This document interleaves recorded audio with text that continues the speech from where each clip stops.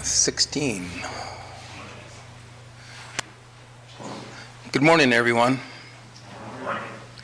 Thank you all for the fifth meeting, 8 o'clock Friday morning after a long Thursday night football game for many of us, I'm sure. But victory was held last night for those that enjoy the Vikings, like myself.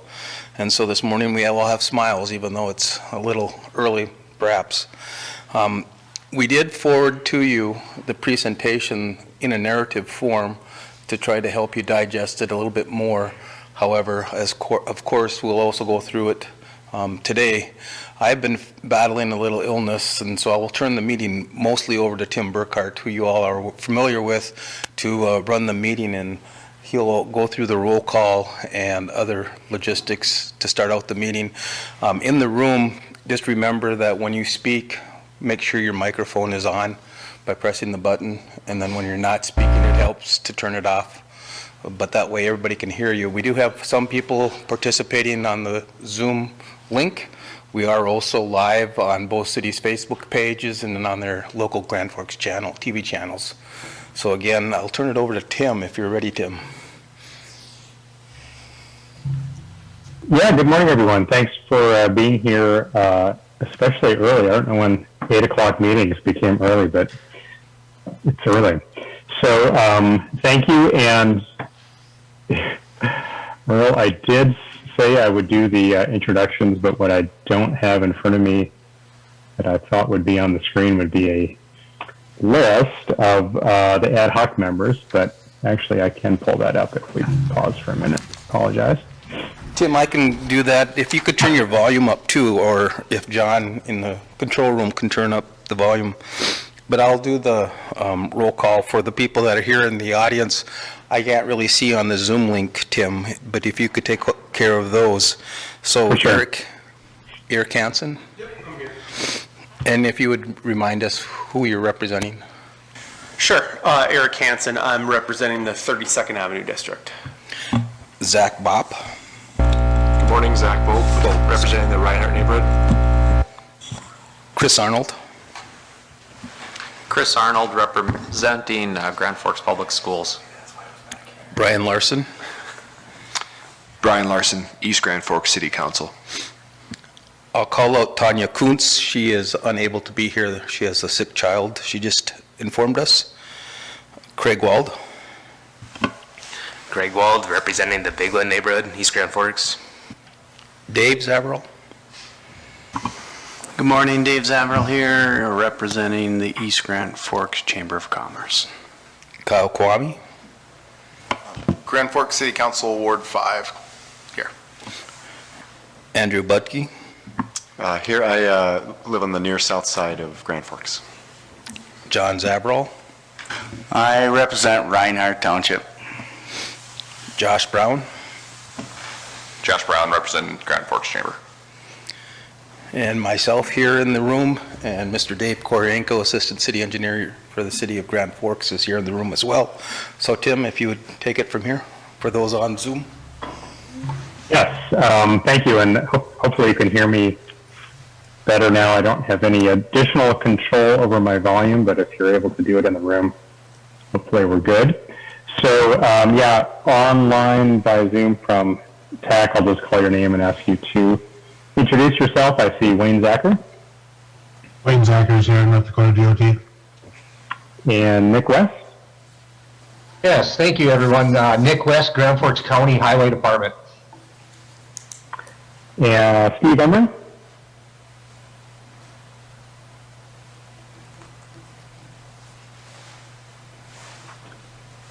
And Steve is online, but maybe he stepped away.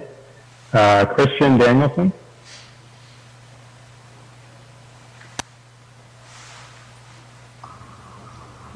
Christian Danielson, City of Grand Forks Engineering Department.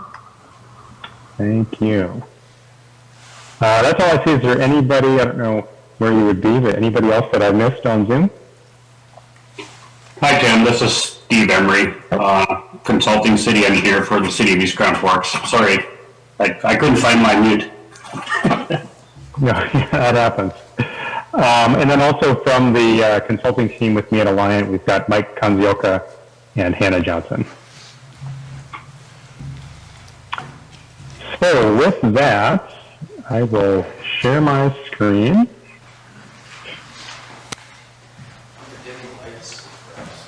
And just adjust my settings so I can see the right things at the right time.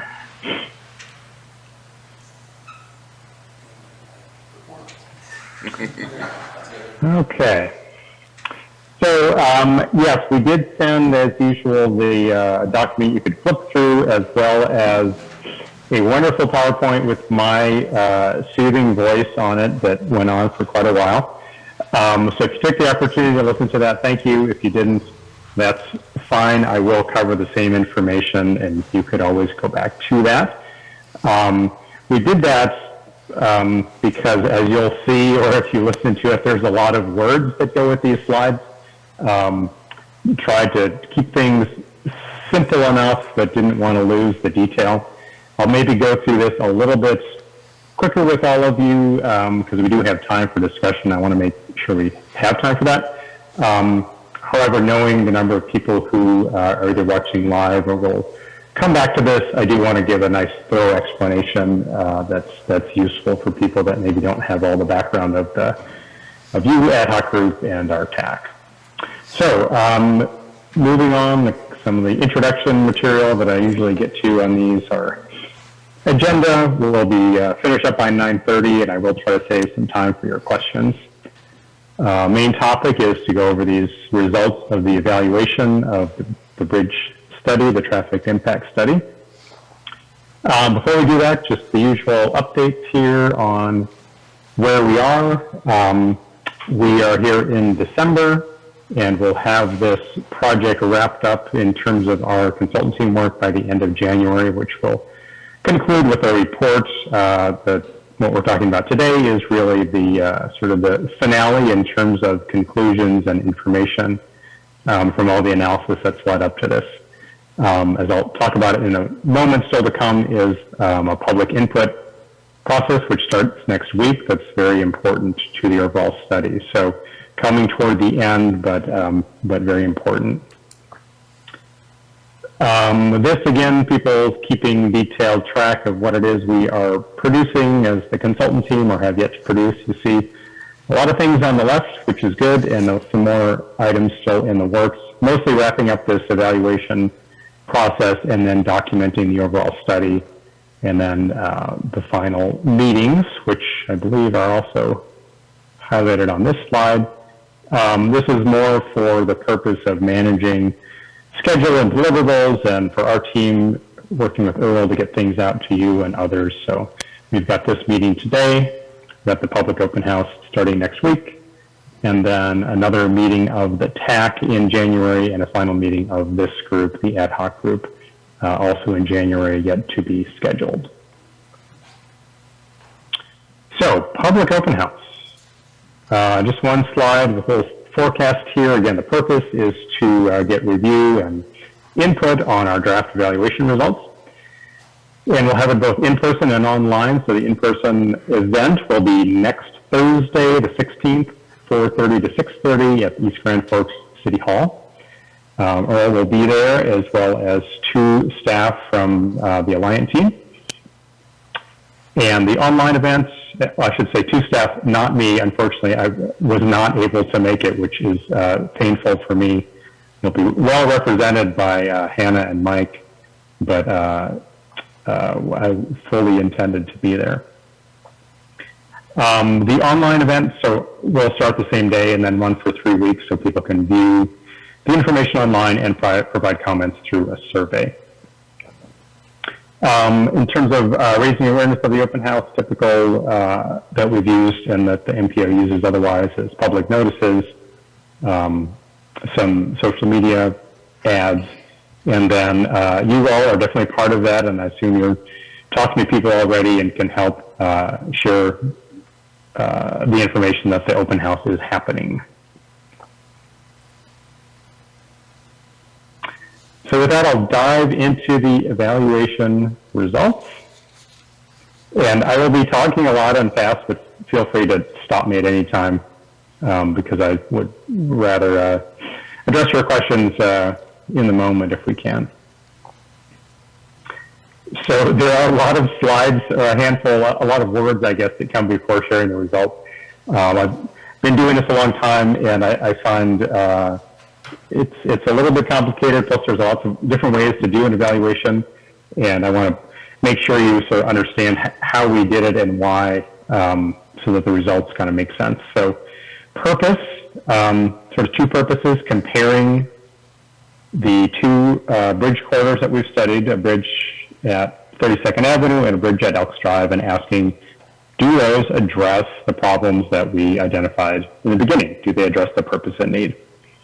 Then the other big purpose is obviously to compare the two options against each other, and also against what we call the no build, what if we do not build a new bridge? So you'll see these three alternatives listed in the evaluation results.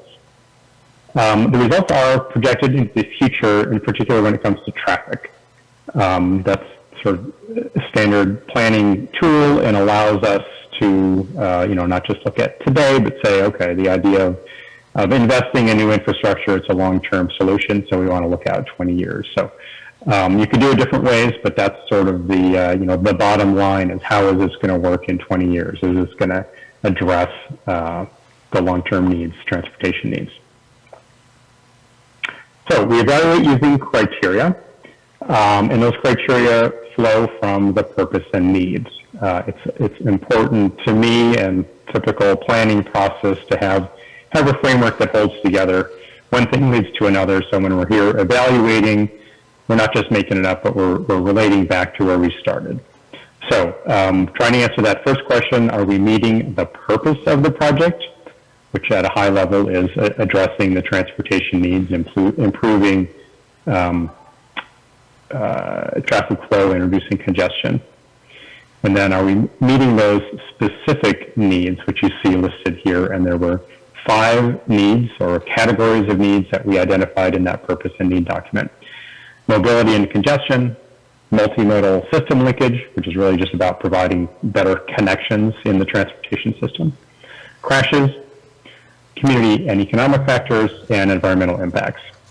We'll see a note about crashes, that we are not evaluating those quantitatively at this point. We have the crash history.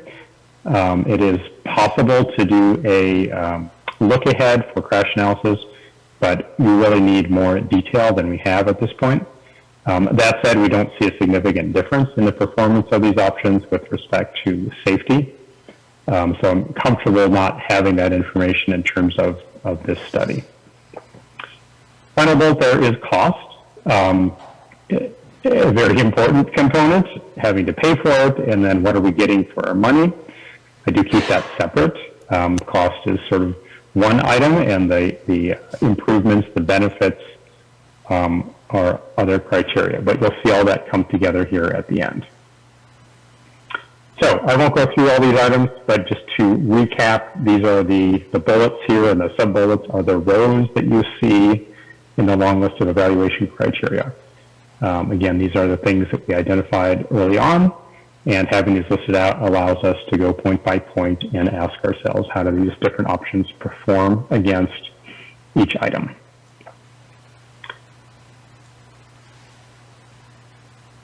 So then the question is, well, how do we measure these? How do we count? How do we say one is better than the other? We have a range of ways of measuring. Most of what we're doing, a lot of what we're doing, we say we're at the planning level. And that is partly because we're looking into the future. Partly that is because we don't have detailed engineering drawings where we can count every last square foot.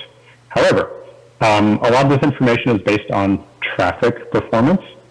So it is quantitative. It comes from our traffic models largely, which are well tested and standard procedures, but they are models of what we expect the future to be.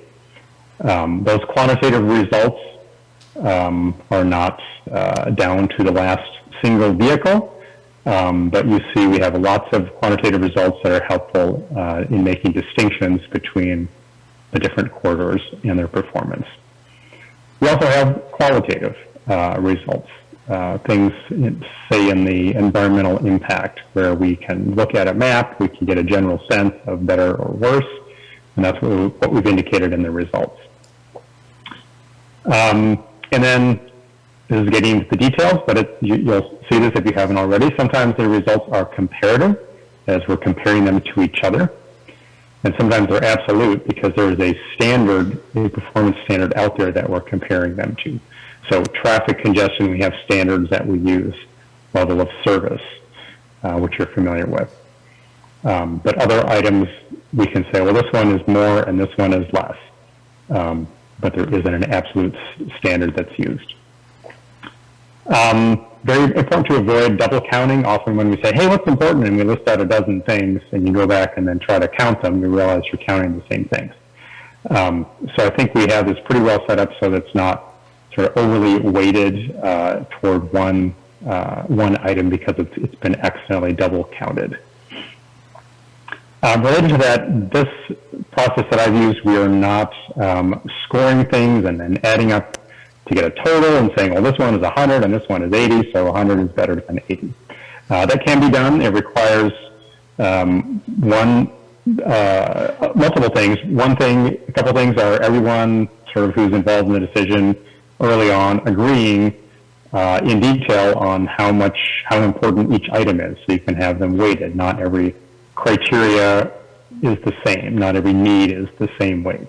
So in this case, rather than doing that, we're simply doing a pairwise comparison, where and you'll see this if you've seen the results already, focus down on the places where the alternatives are different, where they've achieved a different result.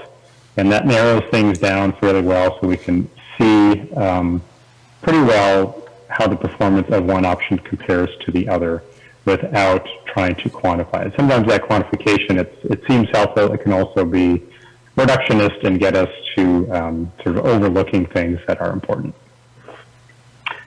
So we're getting through most of my preamble here, but this might be the last one. Again, the place I start is like with these results is, okay, what do we have? We put out some options.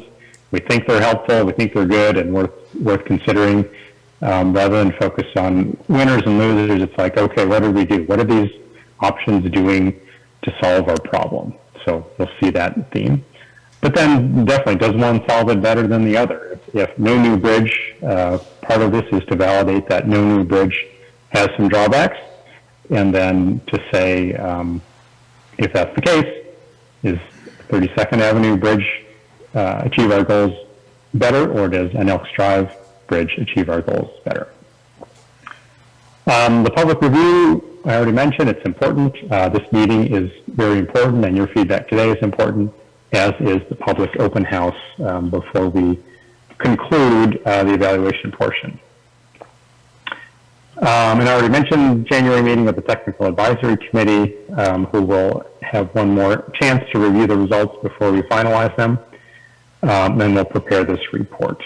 The report documents what we did, and it also sets the process up for a next step, which is to be determined.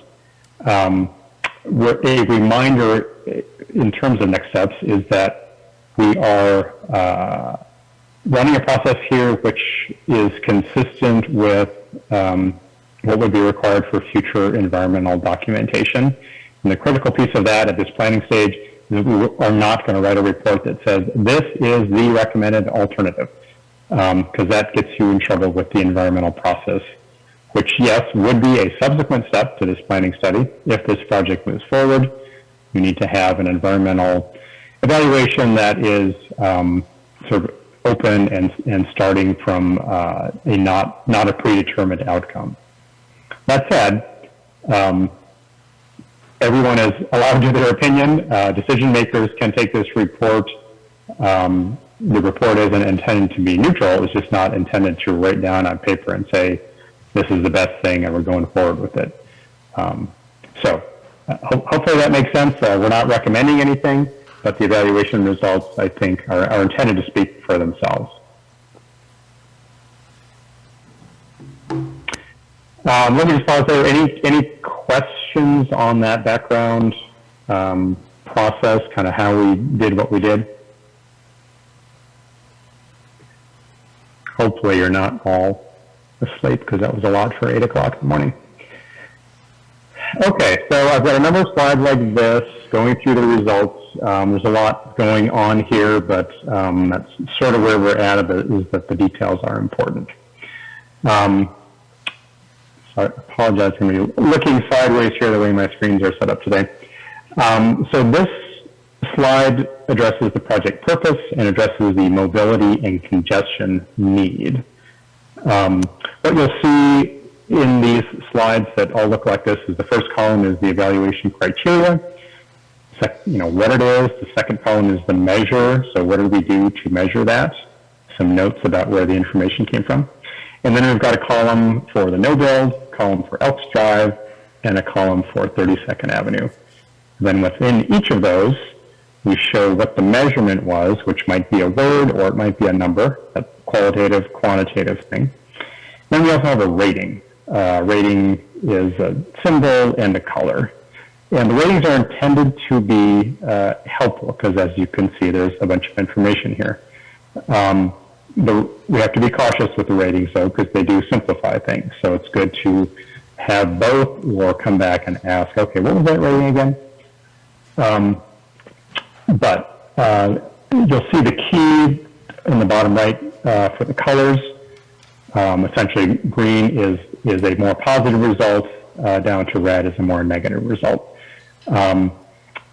We use those colors because they pop out and you can see the difference. Sometimes they probably exaggerate the differences. Dark red looks like bad, like a fire alarm. I wouldn't necessarily consider it that way. Again, it's important just to try to understand what each of these mean. So let's start with project purpose. Pretty easy. Are we adding a new bridge? That's essentially the purpose. Yes or no? No build does not add a new bridge, so it gets a negative result. The other two add a new bridge, so they're positive. Okay, so both options meet the purpose. But now let's talk about how well. So mobility and congestion is sort of this core measure of the problem and how we're solving it. So you see 4 rows here that we evaluate. Congestion on the Point Bridge, congestion on the study corridors. It's actually the road segments that we identified on both sides of the river that are influenced by the bridge. And then 2 items related to intersections. The first is, as we look into the future with or without a bridge, how many intersections have congestion issues that need to be mitigated? That is, we need to do some adjustment to that intersection. And the second intersection item is what's left after we do that mitigation. Sometimes it's easy to fix, and sometimes it's not so easy. And that easy or not also is represented later in the costs. So just going through the rows quickly, we see if you look at the far 2 right columns, you'll see both Elks and 32nd have similar ratings. That is, in terms of addressing congestion on the Point Bridge and on the study corridors, they both get a dark green, a double plus. When it comes to is congestion mitigation needed? Yes, for both. However, you'll see they both have a similar number of intersections. And then will we be able to solve that congestion with the intersection mitigation? Yes, and yes for both options. The yellow highlight on study corridor congestion is because there are a whole bunch of study corridors and each have their own result. What you see in the row on the screen here is the summary of all those, which is helpful and important. However, on the next screen, I do want to show you the detailed results, sort of corridor by corridor. There's a lot here. You can't necessarily see it well on the screen, but I'll explain what it is anyway. You see the rating, same colors but different measures, but green means a decrease in congestion, sort of greater decrease. And as we go down the middle, that gray, where there's an N, means there's no change in congestion. And then as we go to pink and red, that means there's increase in congestion. If you blur your eyes on this, you'll see it's a lot of dark green, which is good. You'll see a couple things that stand out with a red. Well, one red, which is under the no build condition. Washington, the segment from Demers to 24th. Looking congested in the future, and that's addressed by both bridges, though not equally. So I will come back to a slide where, and if you've looked ahead, you see this, where I say, well, let's just not look at all the rows where things are the same, and then let's look at where these are different. So again, we saw at the top row, we're saying these both options address that study corridor congestion, but not exactly equally when you look at the individual road segments. So moving on to this one called multi-modal system linkage, which is really about, the underlying idea is right now we have bridges at the north end of the cities. We have travel that's happening, people essentially traveling from the south to the north and then back to the south. So there's some inefficiency happening in the system that a new bridge could address, or at least that's the question. So the rows we see on this page, we have total miles of travel on the system.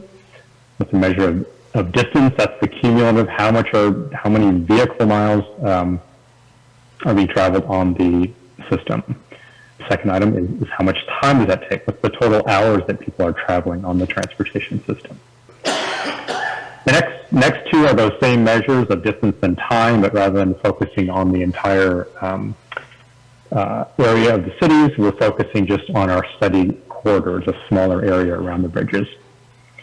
Then the last row on bicycle pedestrian connectivity, a new bridge would have a bike ped trail on it to provide safe and more convenient access across the river. So this just says, well, how helpful is that? And maybe I'll start there and work back, because you see both bridges on bicycle and pedestrian connectivity scored positively.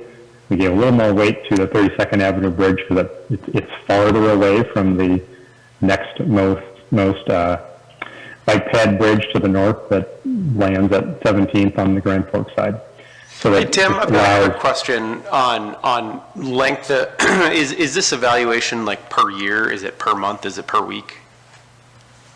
This is, I might ask Mike to answer on these VMT and VHT numbers, or Mike or Hannah. Yep, these numbers are annual numbers. Okay. Did you say annual? Annual, yeah, okay, per year. Okay, thank you. Yeah, thanks. I should have said that. Okay, so anyway, I think I explained slight difference in the bike ped number.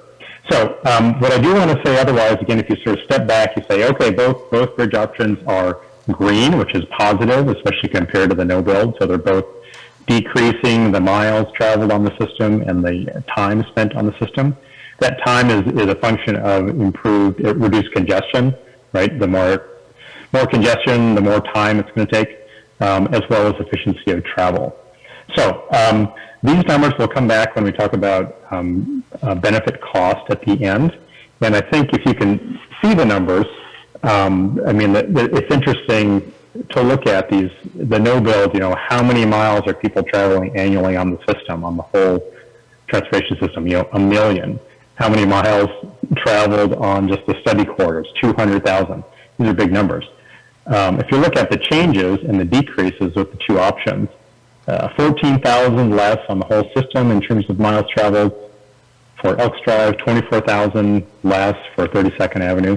Those in themselves compared to 1 million might not sound big, but if you multiply those out, the hours saved or the miles saved, and assign essentially economic value to those, which is how we do a benefit cost, those are significant differences that sort of pay over time in terms of savings on the system.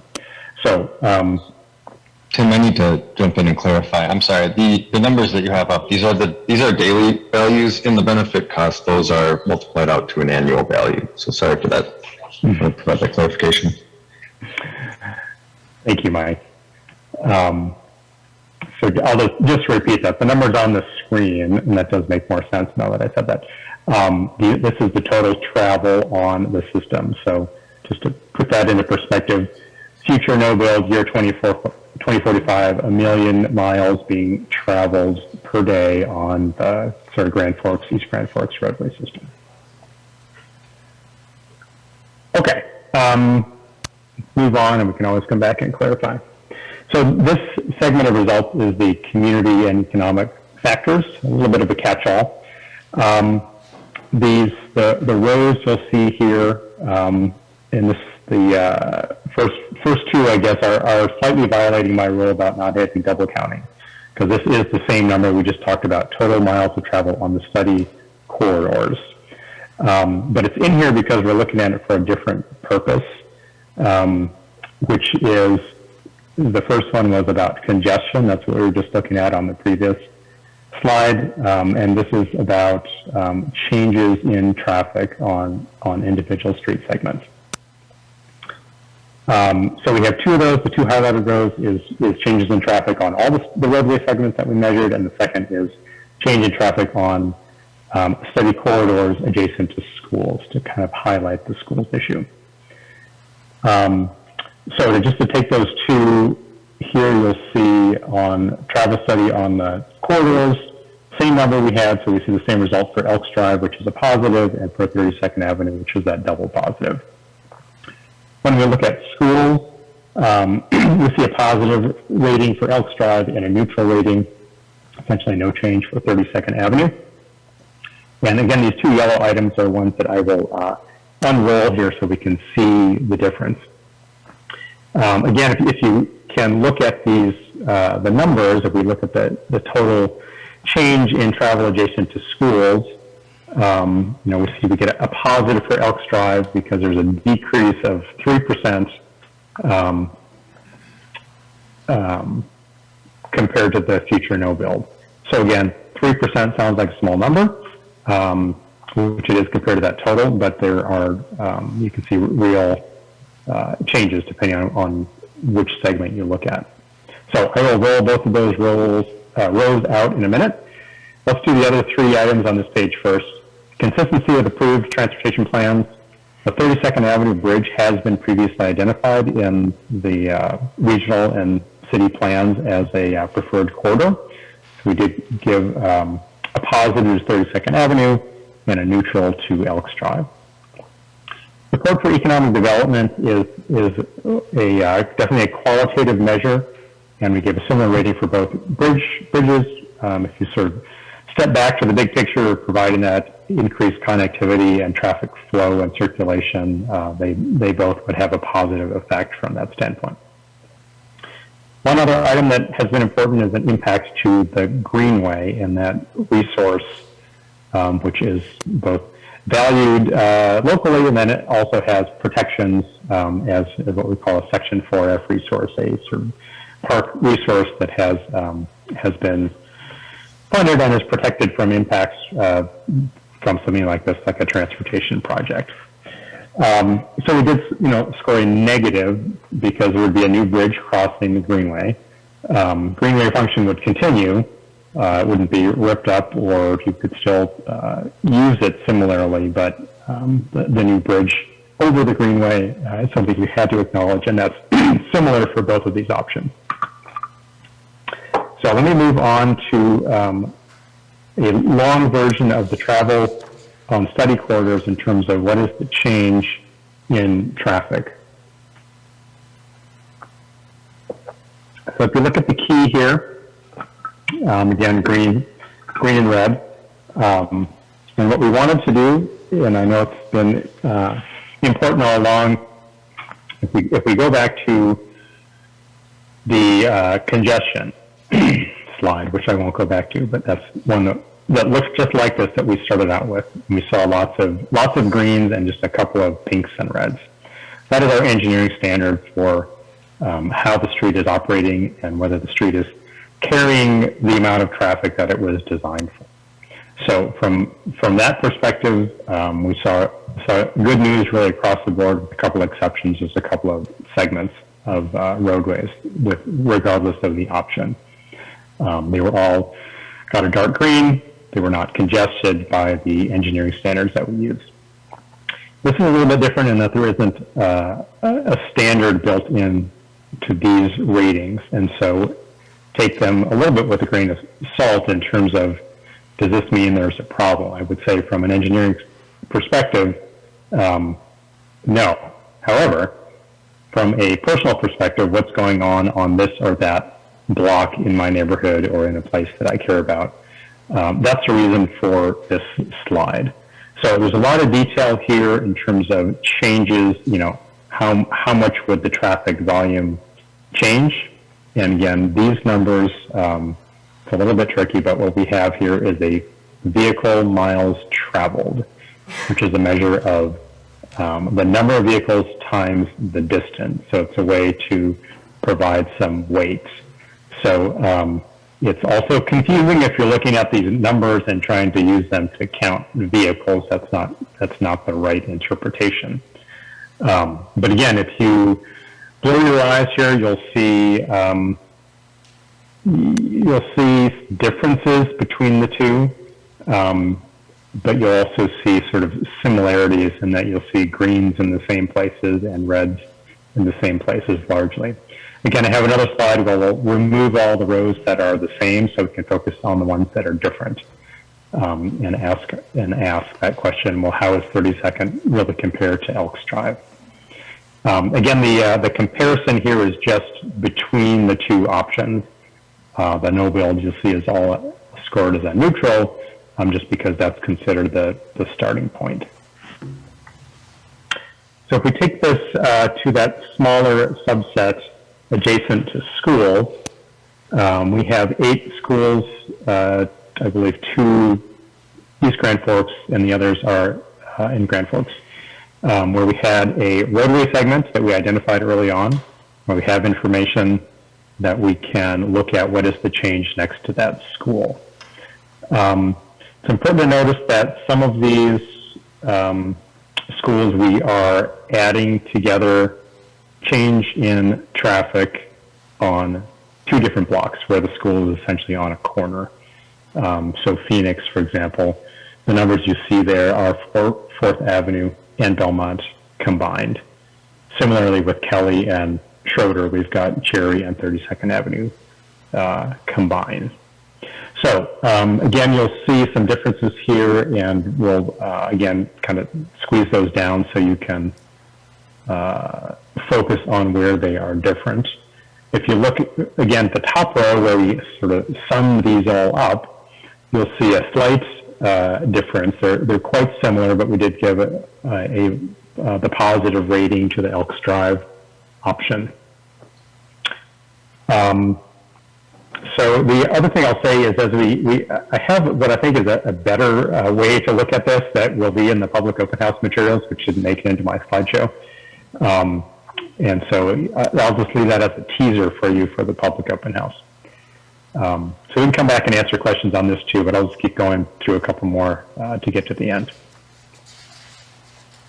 Oh, well, I think we might have talked about this, but I did want to have some additional talking points about the school's issues. So I think that, the left-hand side of the screen is just to reinforce that,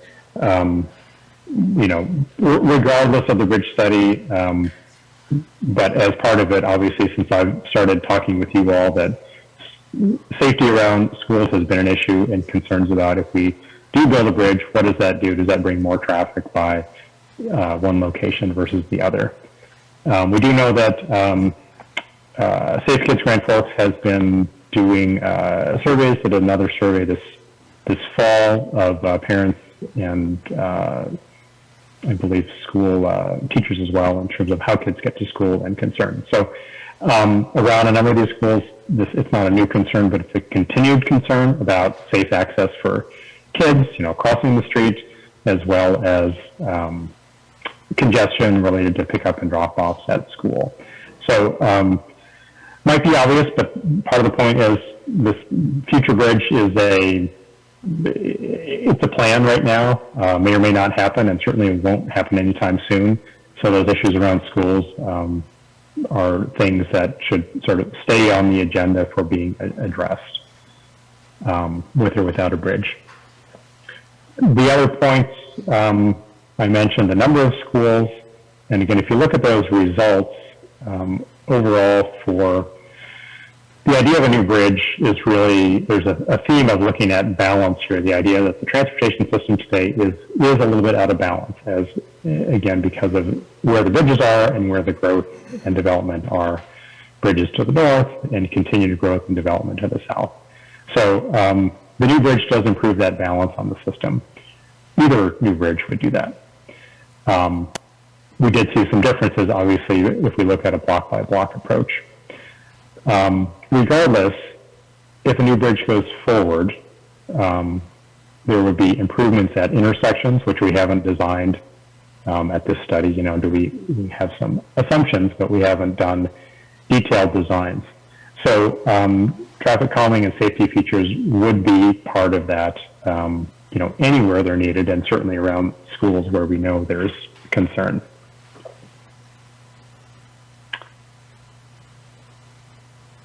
Couple more slides here, and then we'll get to the cost and cost benefit. Environmental impact is important. It's probably more looking ahead to a future environmental study and trying to understand at this level, is there something that's like a fatal flaw that's like you would never ever do a bridge in this location. You see the rows here, which maybe I'll just read. Potential impact on flood protection system, soil stability, impacts to community resources, to natural resources, farmland, visual, air quality, and noise. These are all done at a qualitative level, just to give that kind of general sense of what types of impacts we have. You see most things scored the same. You see some green. Noise and air quality are things that typically improve as you reduce congestion. The pink is really just to say, yeah, okay, if you build a bridge over the river and the floodway and over to East Grand Forks where there's farmland, you're going to have some impacts. These are things that can be mitigated, that would need to be permitted. So nothing rose to the point of being like a fatal flaw, but you see that negative, that pink, because yes, that is an impact on the natural environment. The one place at the top, or two places at the top where we did represent a difference. First row, potential impact on the flood protection system. Any new bridge would have to make it through the flood protection system, the levee wall. That's not an issue. The way we're conceiving the bridges, the Elks Drive could and probably would use the existing opening there. 32nd Avenue is probably more to be determined. There isn't a road opening at 32nd Avenue, so that would have to be created. Does not seem to be a fatal flaw, but there's a permitting process, and obviously it has to be designed so as not to compromise that system. So that's why there's a difference between Elks and 32nd. Soil stability, there is some historic information about what's underneath the soils under the Elks Drive and the 32nd Avenue location. There does appear to be a difference where there's some soil stability issues under the Elks Drive location and less so under 32nd Avenue. So that's why that is shown as a difference as well. So I get annoyed when presenters say this is a terrible slide and I know you can't read it. So I'm a hypocrite to tell you that right now, but there's a lot on here, and actually there's reasons. There's a lot of assumptions that go into cost estimates, especially at this early level. So for those who are interested and want the details, there's a lot on here explaining how we got to the results. What I did here is add a better summary view of kind of the bottom line that I want to make sure to talk about. So we have three rows here: the bridge cost estimate, the cost to mitigate the intersections, that is to address congestion at intersections, and then a total. So bridge cost comes from last year 2020 study that was done, which showed estimated cost at Elks Drive of about 30 million, 30.3, and at 32nd Avenue of 36.4 million. So that's where those numbers come from, and we see that about $6 million difference. Intersection mitigation, if you remember back to one of the slides, we talked about how many intersections need to be adjusted for congestion, and it was 6 with Elks Drive. I should talk about the no build. 5 with the no build, that is no bridge. 6 with Elks Drive, and 5 with 32nd Avenue. They're not all the same though, and in particularly with the no build, if you look, you'll see the cost for intersection mitigation for the no build is estimated at between $17 and $25 million, which is a large number. See a much smaller number for Elks Drive and 32nd Avenue. The reason is that with no new bridge, the no build option, there's a lot of congestion on Washington Avenue and Washington and Demers. So there's been past study of that. How do we address that? That's a constrained corridor, so any expansion there would be very expensive. So this number assumes something called continuous flow intersection, which is really a reconstruction of a large segment of 32nd Avenue, Washington Avenue. Apologies if I said that before, or Washington Avenue in the Demers location. So big cost, and essentially, it makes sense that that would be captured if we're not addressing congestion at the bridge, which allows us to have this better spread of traffic on the system. We're going to have to do something more extreme on the most congested streets. So that's that role for intersection mitigation. If we add those numbers together, see a total estimate for the no build, a big range here, and again, cost estimates for this type of work early on are tricky because there's a lot that goes into them. So we are including ranges here to allow for the uncertainty. But no build range is about $17 to $25 million. Elks Drive, 32 to 33 million, and 32nd Avenue at 39 to 41. The related item here is looking at benefit cost. So a lot of you know, but that's a ratio of saying, what do we get for the money? And it's done in the typical way to get benefits is to add transportation benefits. There's certainly other benefits that could be quantified that are harder to quantify that aren't represented here. This has been done before on these corridors, transportation benefits added up, and so we are using numbers from a previous study that have then been adjusted to the present day. So transportation benefits that you can quantify, I mentioned that when we were talking about the system-wide benefits of reduced miles and hours of travel. That's a lot of where these benefit numbers come from. You can also include any reductions in crashes. Crashes cost money, including impacts on life and health. And then air quality as well is often included in the transportation benefit calculation. So rough estimated numbers of the benefits is about 30.3 million for Elks Drive and about 48.5 million for 32nd Avenue. That is a big difference, and that really comes from the sort of multiplication of the difference, albeit smaller, on a daily or annual basis. This multiplies those transportation system benefits out over a longer period.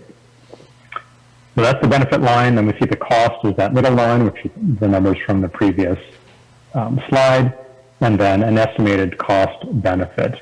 You'll see these just as a rough number. It's less than 1 for Elks Drive, meaning the costs are greater than the benefits, and a greater than 1 for 32nd Avenue, meaning the benefits are greater than the cost.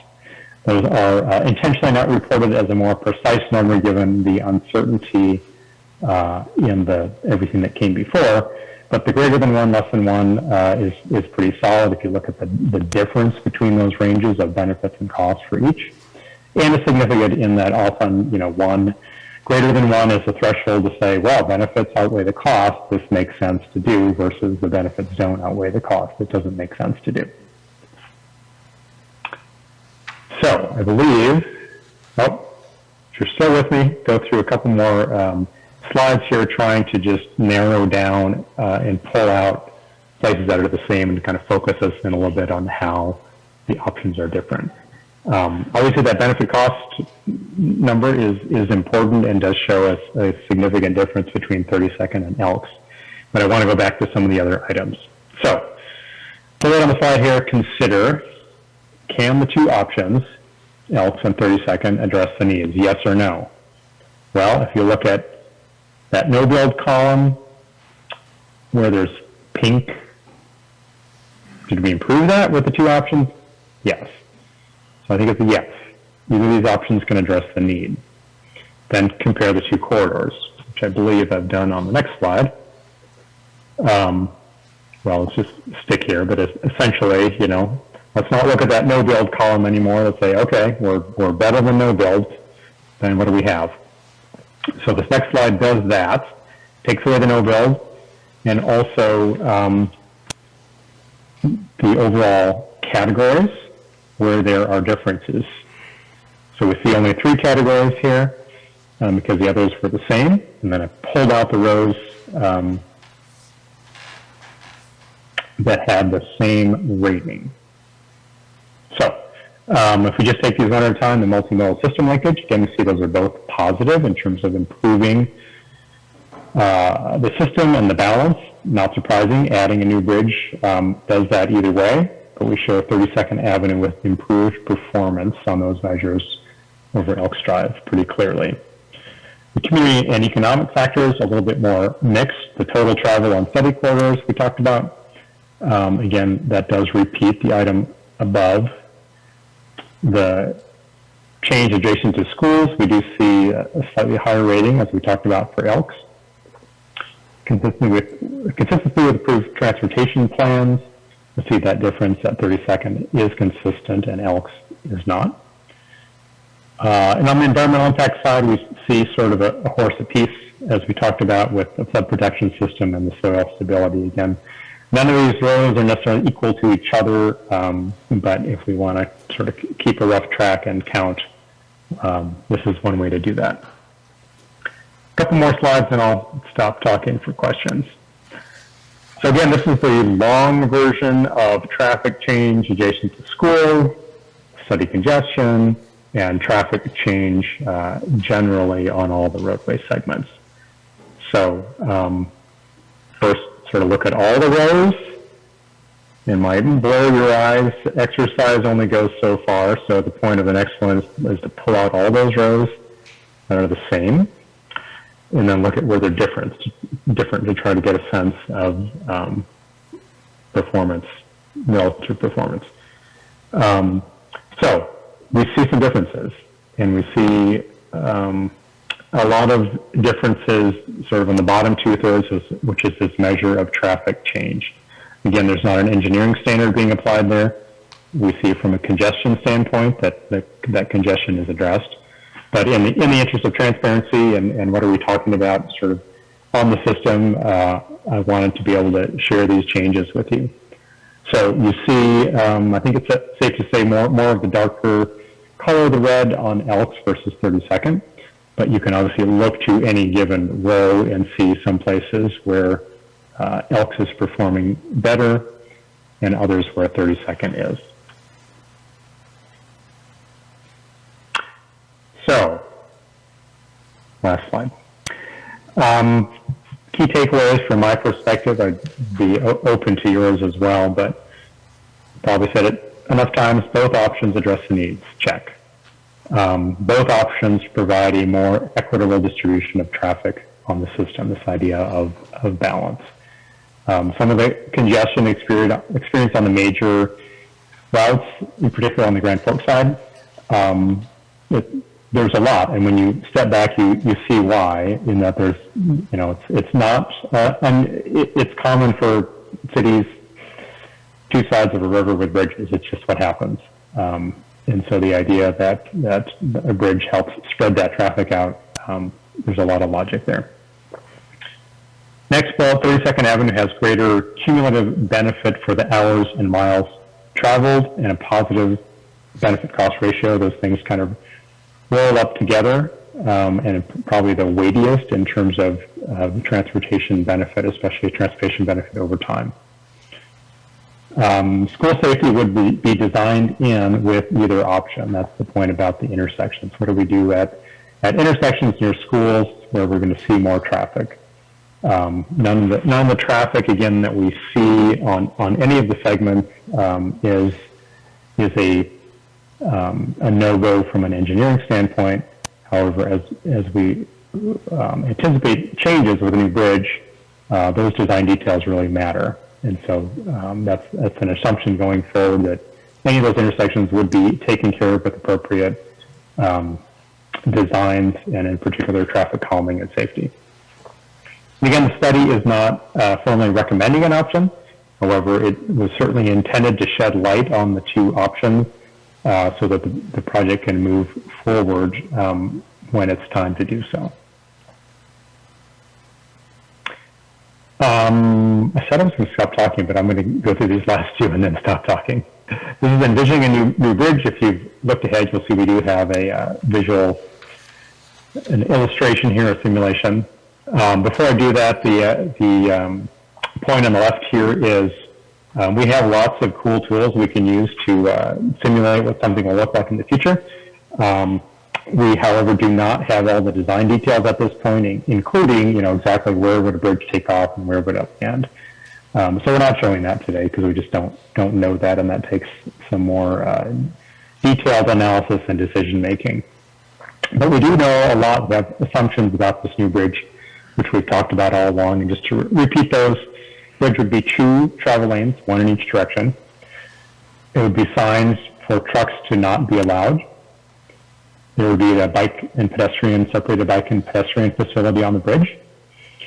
The existing Greenway trail would be routed underneath the bridge, so it would be continuous, and that would be similar to other bridges and how the Greenway trail is treated. There would be a rise, but a relatively minimal rise in terms of bridge height from the street system on the Grand Forks side, estimating about 3 feet. And then the flood wall closure system would be maintained. We would not be compromising that. So here is our simulation, and I kept those same bullets up there. So this is Elks Drive. This is photo was taken at Elks Drive looking east. Right now that road curves kind of to the north. We have straightened it out to show how the bridge would look. And while this was taken at Elks Drive, we would expect to see it would look the same at either location. So again, you see the same features in bullet form, and you can sort of also see those borne out here with the pedestrian facility on the left, the travel lane in each direction.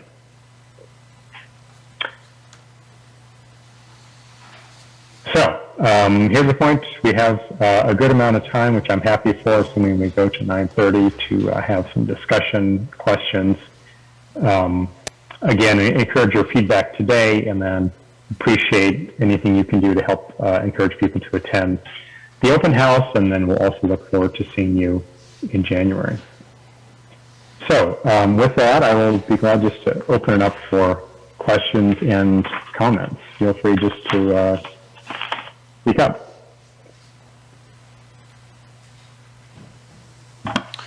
Hi, Zach Bope here with the Reinhardt neighborhood. A couple just kind of points I want to point out.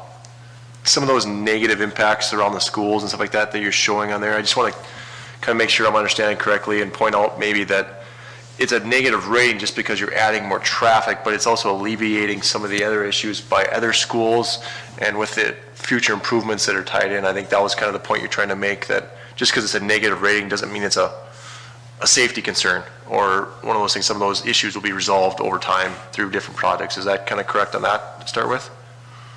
Yeah, thank you, Zach. And there's a lot of ways to present these results, and we spend a lot of time trying to make it so that they're true and understandable. And I'm not sure that what you said is correct. I'm not sure the colors there quite do it justice, because those reds kind of grab your attention as suggesting there's something wrong there, which there isn't.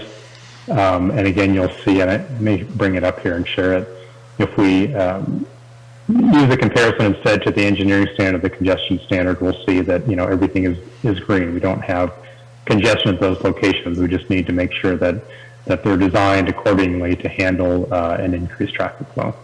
Okay. One other point too is, in similar method, I guess, is the Greenway service rating.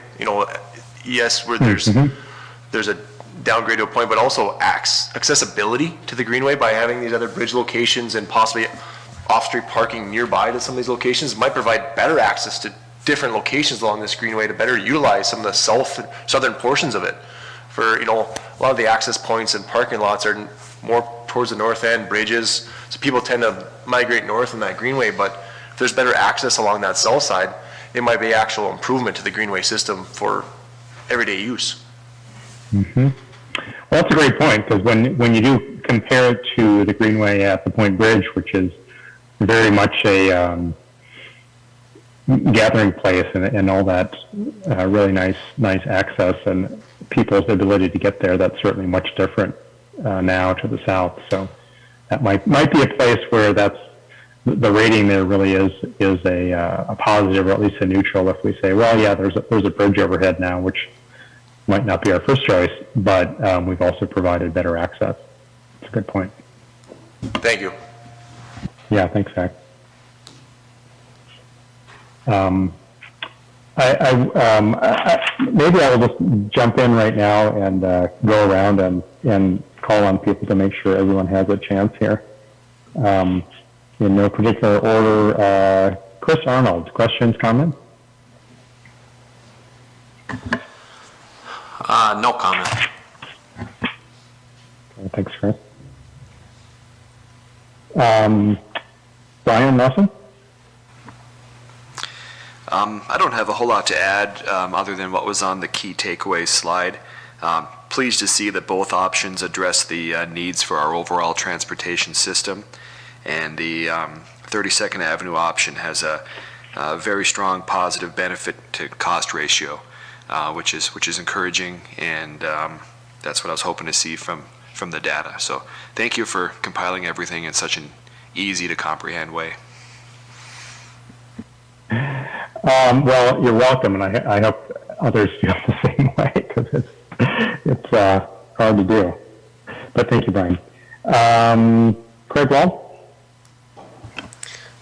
Yeah, I just had one quick question. This is kind of quite a ways back in your slides, but there's an environmental impact slide, and there was something called impacts to community resources, which you had as a no change across. Was that was based just on, I guess I think I answered my own question, but just environmental. So could you maybe explain again what the community resources was? I maybe just missed that part. Yes, I went over that quickly, and Hannah, if you're following, you could maybe remind me what that represents.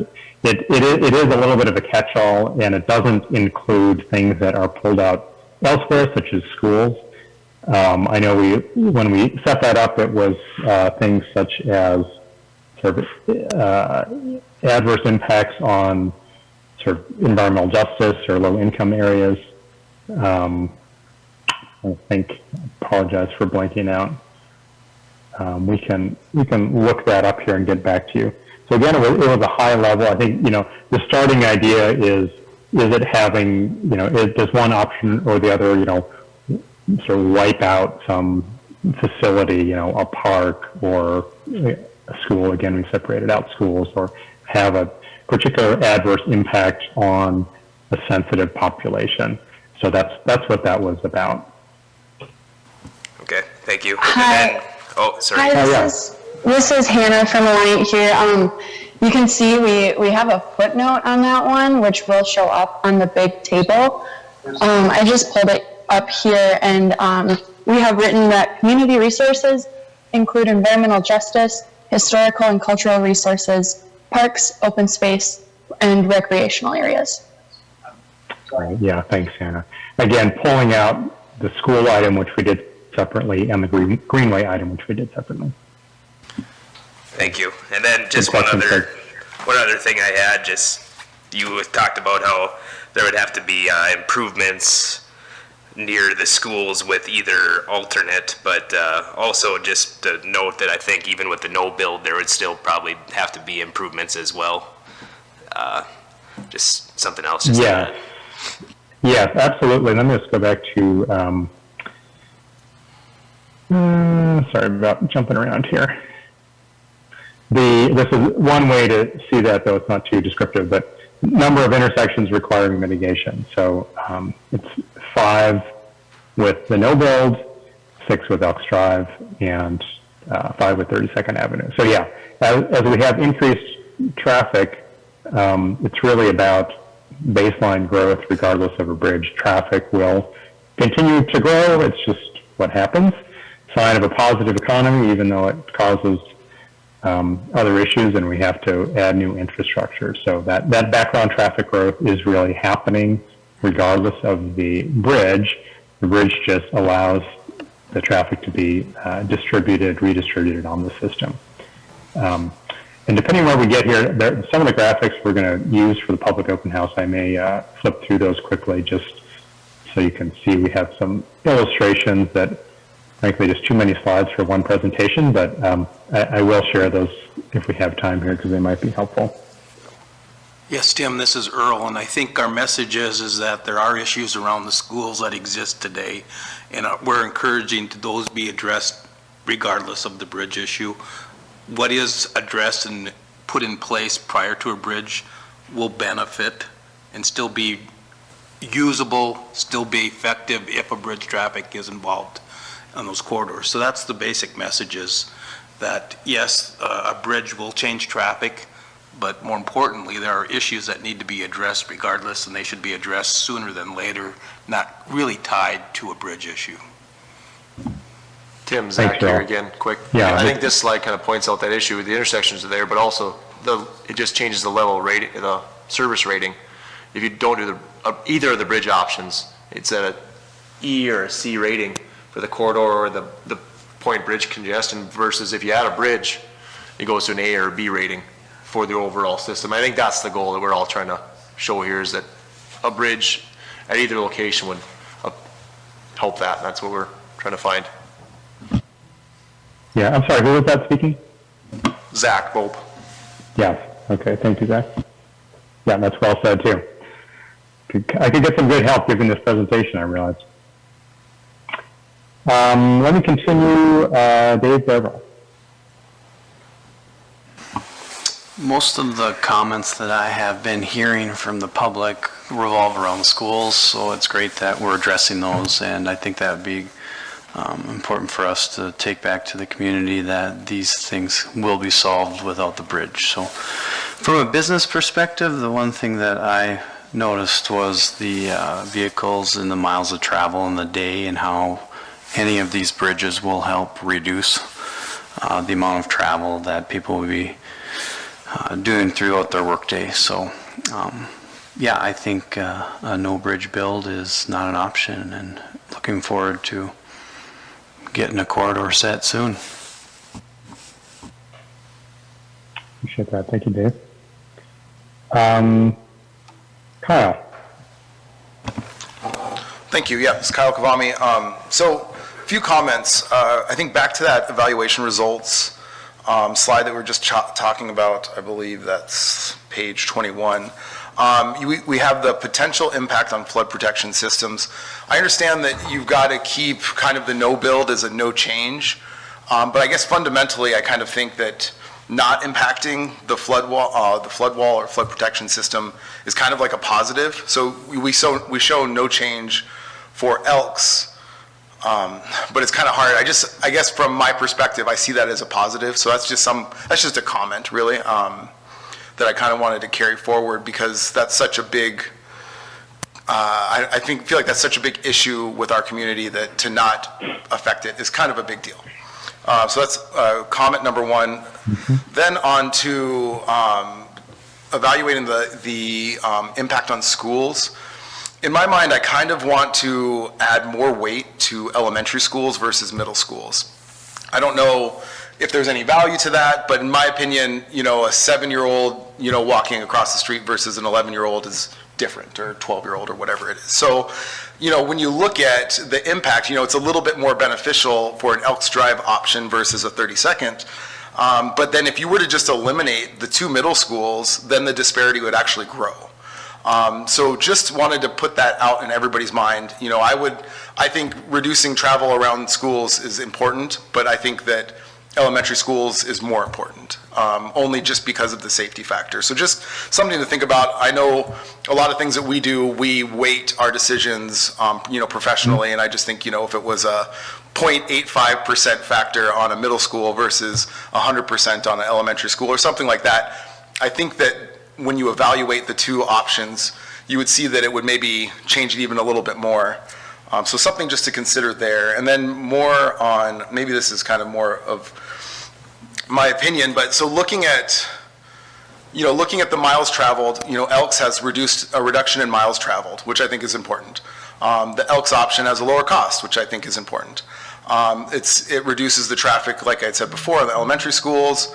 And then I kind of look at your cost benefit analysis, and when you look at the 32nd Street option or 32nd Avenue option, it's a greater cost benefit. And so for me, I actually see that as a negative. I actually think that I see the inverse in that if we're creating a community connector and not a thoroughfare and not people exiting the highway and immediately going, down through that path, I feel like the more beneficial it is, the less it serves as a community connector and the more it would serve as potentially something that would increase traffic within our communities. So it's kind of, in my opinion, I want to create something that's equitable, and I do agree that we need to have a bridge. I think that that's something that's needed, but I feel like all these different signs keep, to me at least, pointing towards Elks as being something that would connect our communities and not increase traffic in an external fashion. And I think that's my big concern, is someone exiting the highway, hopping on 32nd, and then just, I'm not going to say, just cruising through the neighborhood, but that's what they'd be doing to go to the east side. So that's where, when you look at all these different things, I think it's really interesting. I think it's great data. And if you evaluate those few components, I think for me, it just continues to say that Elks is a great option to consider. And I'm glad we have all this data. And I would just want to maybe share that perspective of that the most beneficial option, maybe it's too beneficial, and maybe that's kind of the point, is that I know that on our side of the river, we're really concerned about how does this impact our communities, and do I want to connect it with the minimal impact? And so that's where I feel like that it makes more sense. It continues to make more sense as we get more data on Elks versus 32nd. Anyway, that's all. Thank you.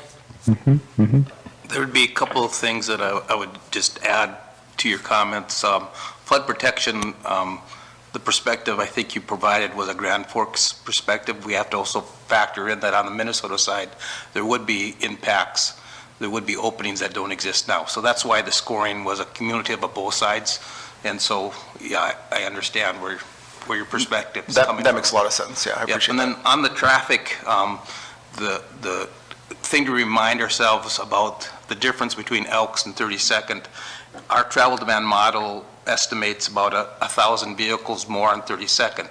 However, both Elks and 32nd draw pretty similar numbers from the bridge over the Red Lake River that connects 220 and US 2. So the difference of that local versus regional is really not that great. The 1,000 traffic difference would be roughly 50% more internal traffic, Grand Forks, East Grand Forks, plus then another 50% of that would be from that Red Lake River Bridge area or east of the community. So there really isn't a lot of difference between the tractant of that regional traffic from Elks or 32nd. So it's not really a huge, it might be a perception that if you're at Elks and you look at the numbers and it's less, that you're assuming that it's all because it's not drawing as much regional traffic, but the numbers are really, it's very similar in how they attract that regional traffic to either site. There's a draw for both of them to have that regional traffic involved. And that's the slight difference between the two. It's about 1,000 vehicles, and of that 1,000, it is split 50-50 as being true local traffic versus regional traffic. And we'd refer you back to the technical memos and the origin destination studies that we have done to kind of support that comment. Yeah, thank you, Earl, and Kyle, thanks for your comment, and clearly it gets technical fast. And I was going to say there's some more detail where we could essentially look into what Earl just said, because I think your point about sort of solving it too well, I hear that in that we're not trying to open the floodgates to regional traffic, but trying to solve the local traffic issue. And I think Earl made the point that sort of with some numbers about how that is being done, but we could certainly come back to that and present that information as well. Interest of time, let me keep going and ask Andrew. Yeah, I'll echo some of the things that were already said about, I really appreciate the summary at the end here, right, where we're seeing that, like, yes, there is like overall benefits to these. One question I did have has to do with, of course, the no-build option and what number was being used in the cost estimates. So, of course, the big difference is, or appears to be in that intersection mitigation. So just so I have it clear, what we were talking about, like intersections around schools, that's kind of the same in all of them. The big difference is this continuous flow intersection number that you're kind of pulling in at Correct, Washington yeah. and Demers, is that correct? Yes, exactly. Okay, okay. And I was not familiar with that. I think I looked it up a little bit after the last meeting. That's not like a solution that exists in North Dakota currently? Is that? You mean, is there an example that you could go look at somewhere else? I don't. No, there is not one Yeah, I that didn't exists think in so. North Dakota. Okay. There are many that exist in Colorado, might be the closest state that has quite a few of them. Montana has maybe one or two of them. Okay. All right. Yeah, thank you. That was it. Sure, and just, the way you asked that question, I think highlights the nature of the issue there, and to some extent why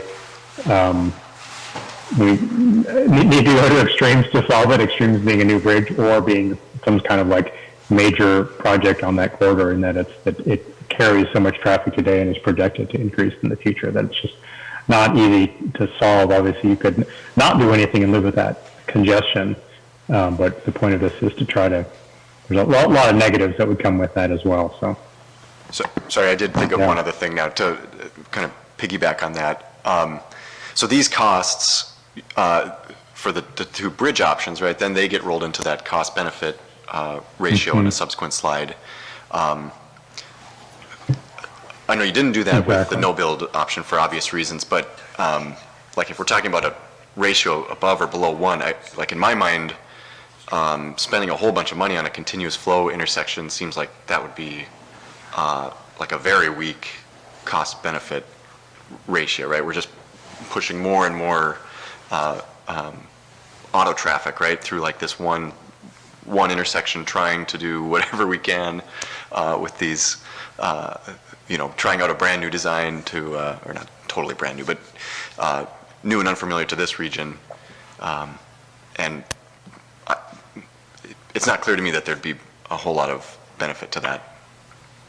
Well, that's a good point, because you could do a benefit cost on that, because in a way it is a project, just like the two bridges are a project. But yeah, the benefit would be much more limited geographically, is kind of what you're pointing out. Okay, thank you. Yeah, good point. Hey, Tim, can I jump in on that? This is Josh Brown. That was kind of one of the pieces that I had, so I just figured now's probably a good time for me to just jump in. So if you go back to that previous slide that we were just talking about with the costs of the no build versus the build, that one right there, I think to that point, I'm assuming that mitigation at that intersection is basically putting traffic flowing the same way as a bridge would put traffic flowing, right? Relieving the congestion. Is that kind of the assumption of what this continuous flow intersection would be doing? Yeah, relieving congestion, specifically on Washington and at the Washington-Demers intersection. It's just roughly an intersection geometry that has to be so expansive and different because you're flowing roughly 5,000 more cars a day through that same intersection. Right. And just that amount of traffic requires uniqueness in how you can get them to flow in an acceptable level of service. Right. And so I guess the reason why I was bringing it up is when we look at this from the public input standpoint, is I think we want to make sure that that's super clear, because otherwise there's going to be a lot of public that are going to look at that and go, it's going to cost us $17 million to do nothing. Well, no, this would not be doing nothing. This would be doing something to relieve that. You know what I mean? So I just, from a clarity standpoint, I know we're been in these meetings and doing all this stuff, right? But from just a general public standpoint, I think there would be a lot of pushback to say, how the heck is this costing us 17 to 25 million to do nothing? You know what I mean? So just as far as looking at the different things and what the cost would be, I think that's definitely important from that public side to make sure that's very clear. Yes, and I think you're also pointing out a thing that we struggled with how to really project this, do nothing. If you look even at the impact on the schools, we have neutral, but that's neutral because it's comparative to the other two, but I'm sure the neighborhood would not feel that the do nothing is neutral to their impact on their school. Right. From what exists today, so yes. Yeah. And we're trying to address that in the public presentation. Tim and I have been going back and forth trying to make improvements. Okay. Very good points. I appreciate that. Yeah, good points. Okay, let's see. Let's do John and then Eric. John here, no additional comments at this time. Okay, thank you, John. And Eric, last but not least. I think there's been some really good points brought up, and they align pretty well with the notes that I had. The only other thing that I've kind of been paying attention to was the Tech Advisory Committee or Council, whatever it is, Tech Advisory. There's been a lot of discussion on that about questions asked on, are we actually creating problems? By building a bridge, are we creating new problems? And I just wanted to have a little discussion with, Earl and Tim could kind of address that. You guys have been in those meetings. And if some of the data that you've put forth today is in response to some of those questions, and if it has, if you could discuss that a little bit. Yes, thank you, Eric. I'm trying to get my head into what you're hearing in terms of what you said in discussions at those TAC meetings. It's not ringing a bell, so maybe give me an example, or could you say a little bit more about what you've heard? Tim, I'll take a stab at it. Sure. So I believe the context is by doing nothing, we kind of know that we have Washington demers, we have Washington corridor, we have Minnesota fourth corridor. We kind of know that there are some issues existing in those corridors today, and there have been looks at how we could solve those issues. And then as we introduce a new bridge, we're changing traffic patterns.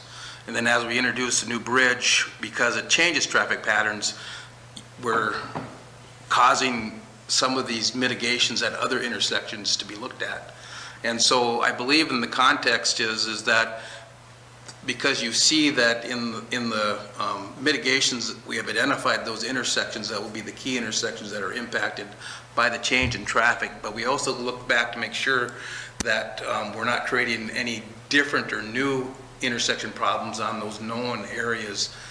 And in fact, you'll see under the 32nd Avenue that we do introduce that at Washington and 32nd Avenue, we do introduce a little more mitigation that we wouldn't have to do there without a bridge at 32nd. And so I think we all acknowledge that as we change traffic patterns, we also have to, keep track of how we're changing it and making sure that we're not making things that we know already worse, or as we change traffic, we're addressing the intersections that are key that are impacted.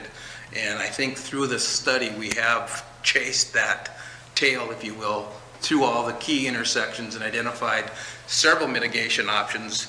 We are not identifying the exact mitigation option, but for cost purposes, we identified the one based on the methodology that achieved kind of our goal of what we wanted to happen through those intersections.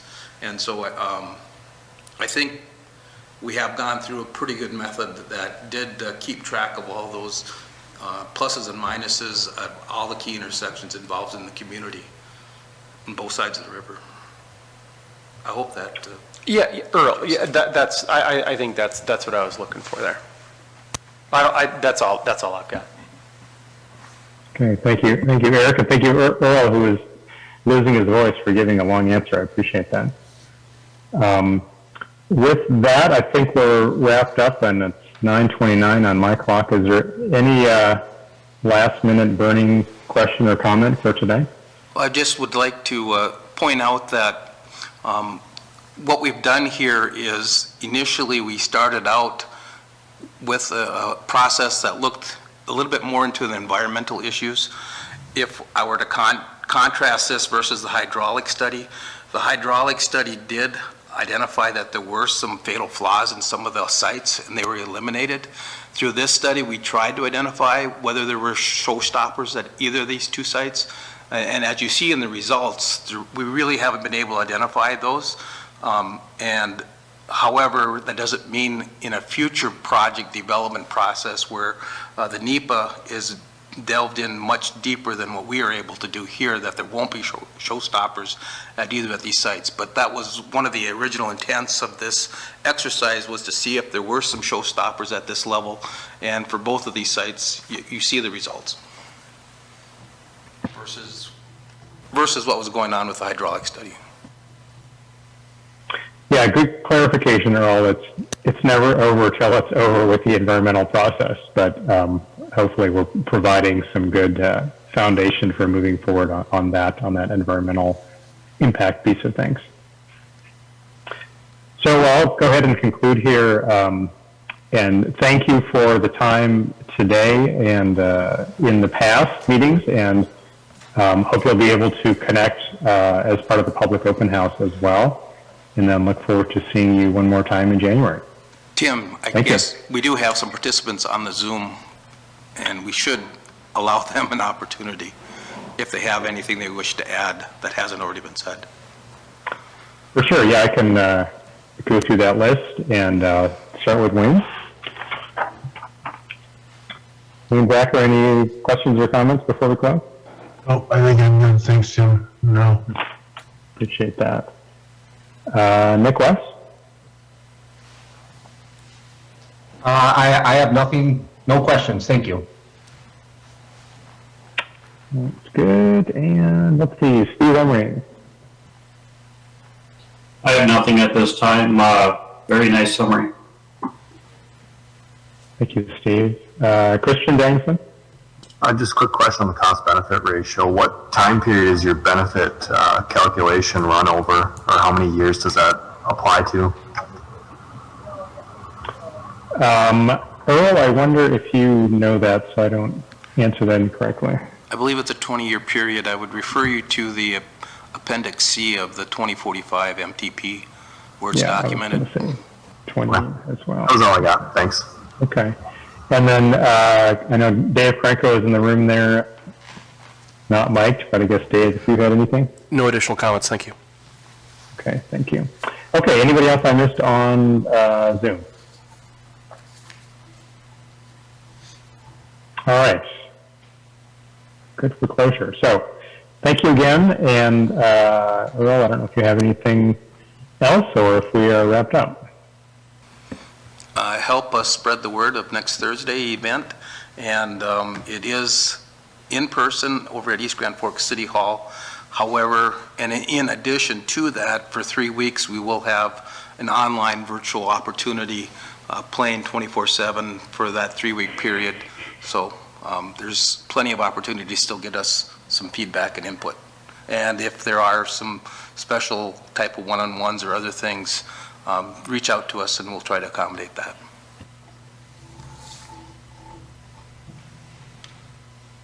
All right, thanks everyone. Appreciate it. Have a good weekend.